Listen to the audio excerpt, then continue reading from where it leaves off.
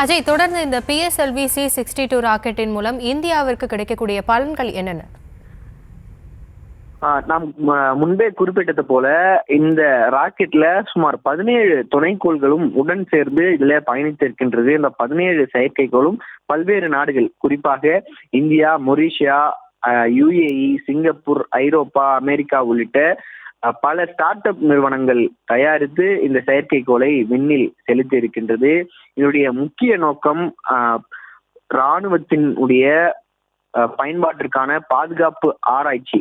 இதுதான் இந்த செயற்கைக்கோளுடைய முக்கிய நோக்கம். அது மட்டும் இல்லாமல் விவசாயிகளுக்கு அடுத்தடுத்த தரவுகளை உடனடியாக கொடுப்பதுதான் இந்த செயற்கைக்கோளுடைய முக்கிய நோக்கமாக பார்க்கப்படுகிறது. அது மட்டும் இல்லாமல் தட்பவெப்ப மாற்றங்கள் குறித்தான துல்லிய தகவல்களை இந்த செயற்கைக்கோள் வெற்றி அடைந்தவுடன் துல்லியமாக அடுத்தடுத்த தரவுகளை நமக்கு தந்து கொண்டே இருக்கும். அது மட்டும் இல்லாமல் இந்த புவிவட்ட பாதையில் சுற்றி வரும் செயற்கைக்கோளில் மீண்டும் எரிபொருள் நிரப்புவது குறித்தும் இந்த செயற்கைக்கோள், விண்ணில் செலுத்தப்படக்கூடிய இந்த செயற்கைக்கோள் ஆய்வுகளை மேற்கொள்ள இருக்கின்றது.